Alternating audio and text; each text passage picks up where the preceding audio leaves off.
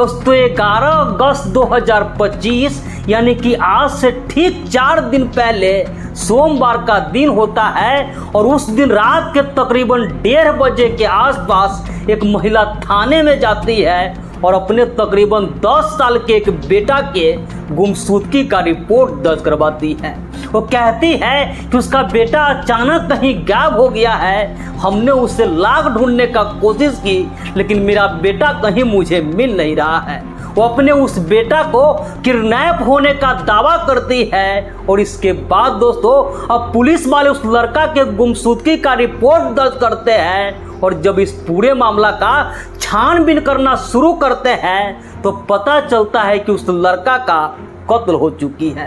और हैरानी की बात तो ये थी दोस्तों कि उसका कत्ल करवाने वाले कोई और नहीं बल्कि खुद वही माँ थी जिस माँ ने अपने उस बेटा को जन्म दी हुई थी। लेकिन सवाल है दोस्तों आखिर उस माँ ने ऐसा क्यों की थी, इसके पीछे वजह क्या थी। जब आप भी इस पूरे घटना की कहानी सुनेंगे तो आपको यकीन नहीं होगा, आप ये सोचने पे मजबूर हो जाएंगे कि आखिर दुनिया के कोई भी माँ सिर्फ अपने हवस मिटाने के चक्कर में इतनी अंधी कैसे हो सकती है कि अपने बेटा का ही वो जान ले ले।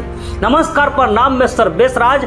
आज की इस घटना की कहानी शुरू करूं इससे पहले आपसे एक छोटी सी गुजारिश है, आप प्लीज़ वीडियो को लाइक कर दीजिए, चैनल को सब्सक्राइब कर लीजिए और यदि आप फेसबुक पर देख रहे हैं तो प्लीज़ मेरे इस पेज को फॉलो कर लीजिए ताकि मेरा हौसला बढ़ता रहे। तो दोस्तों आज आपको जिस घटना की कहानी सुनाने जा रहा हूँ दरअसल ये घटना है उत्तर प्रदेश का एक जिला है वाराणसी और इसी जिला का एक थाना लगता है रामनगर।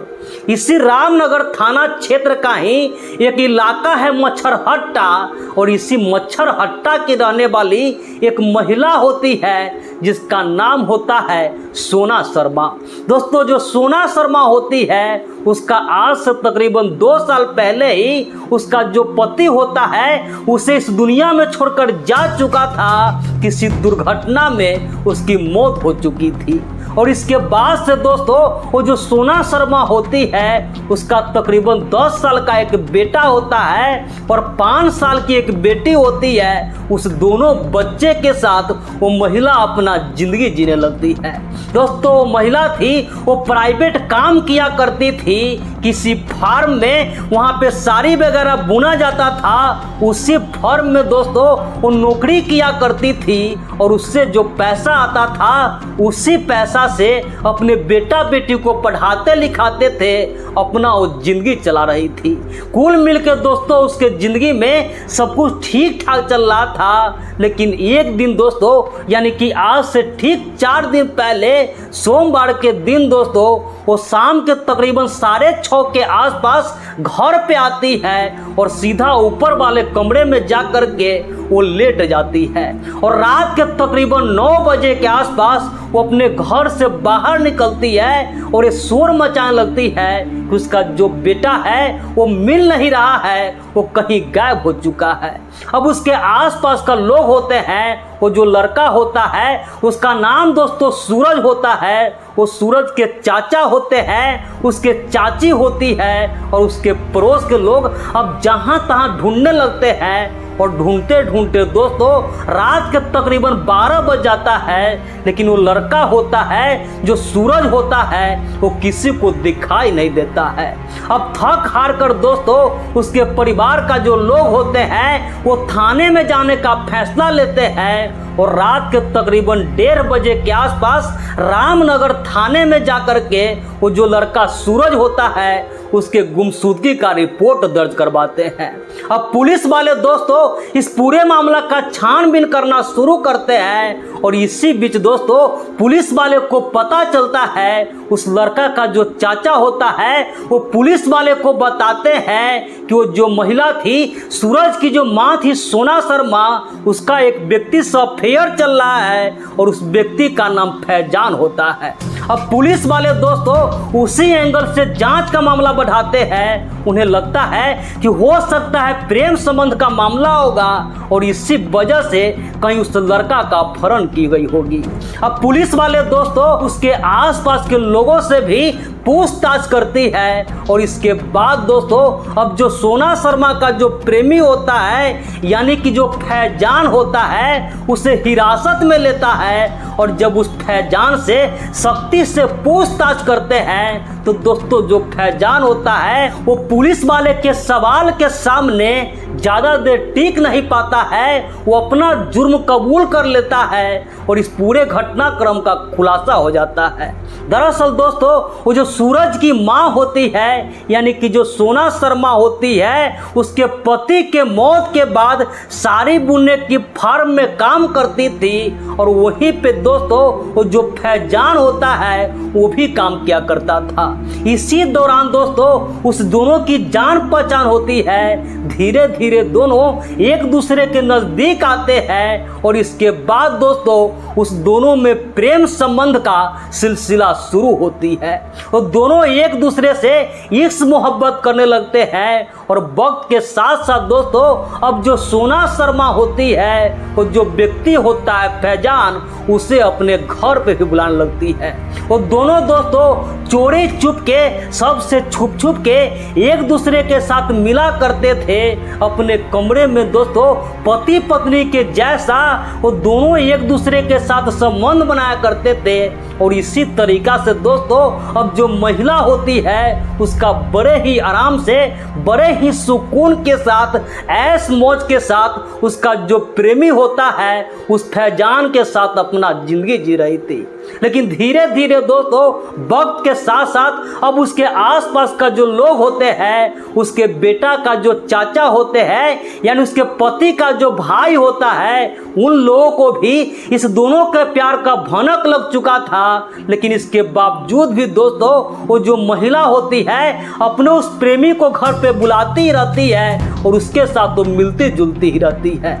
लेकिन धीरे धीरे दोस्तों एक दिन जो उसका प्रेमी होता है अपने उस प्रेमी के साथ वो गलत काम कर रही थी, उसके साथ आपत्तिजनक हालत में थी। उसी समय दोस्तों उसका जो बेटा होता है वो जो सूरज होता है उस कमरे में आ जाता है और अपने उस माँ को यानी कि जो सोना शर्मा होती है उसके प्रेमी फैजान के साथ आपत्तिजनक हालत में ये सारी चीजें करते हुए देख लेता है।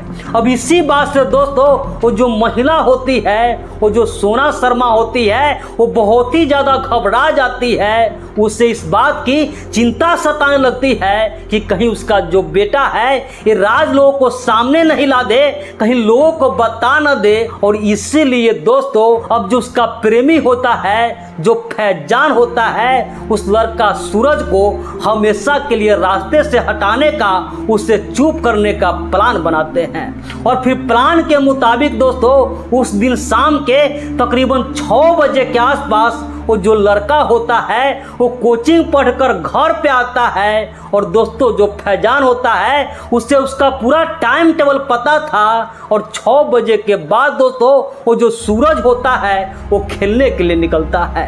और वहीं से दोस्तों जो फैजान होता है उस लड़का को बहला फुसला करके अपने साथ घुमाने के लिए वो वहाँ से तकरीबन 6 किलोमीटर के दूरी पे एक जगह है 52 बीघा, उस 52 बीघा के जंगल के तरफ घुमाने के लिए लेकर जाते हैं।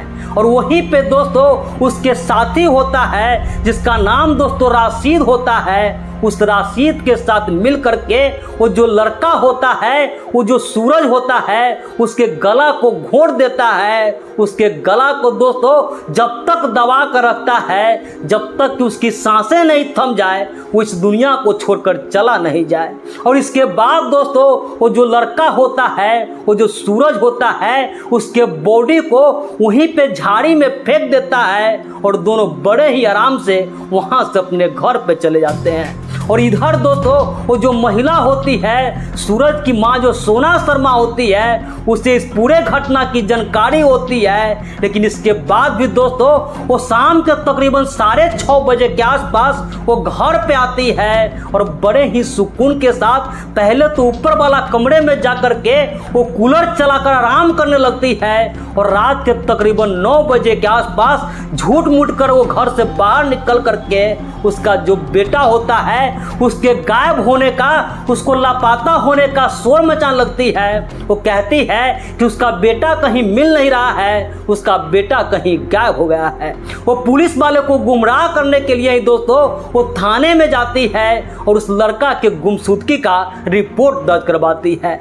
और इधर दोस्तों पुलिस वाले को जब इस पूरे घटना का पता चलता है और पुलिस वाले दोस्तों वो जो फैजान होता है उसको उस घटना स्थल पर उस शव को बरामद करने के लिए लेकर जाते हैं। और शव को बरामद करने के बाद दोस्तों वो जो फैजान होता है एक पुलिसकर्मी का पिस्तौल छीन करके उस पे फायर करते हुए भागने का कोशिश करते हैं।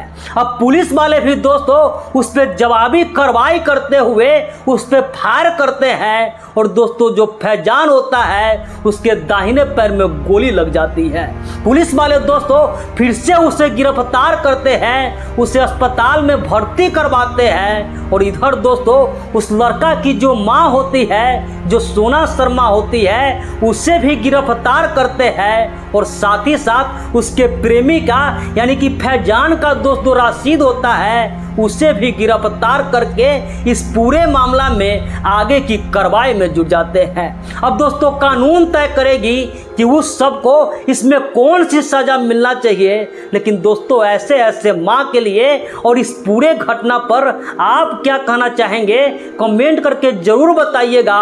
तो इस पूरे घटनाक्रम सुनाने का उद्देश्य किसी के भी भावनाओं को आहत करना नहीं था, किसी का भी दिल दुखाना नहीं था, बस समाज में हो रही ऐसी घटनाओं से केवल आपको जागरूक करना था, सतर्क करना था। तो मिलते हैं ऐसी किसी नेक्स्ट वीडियो में, जब तक के लिए जय हिंद, वंदे मातरम।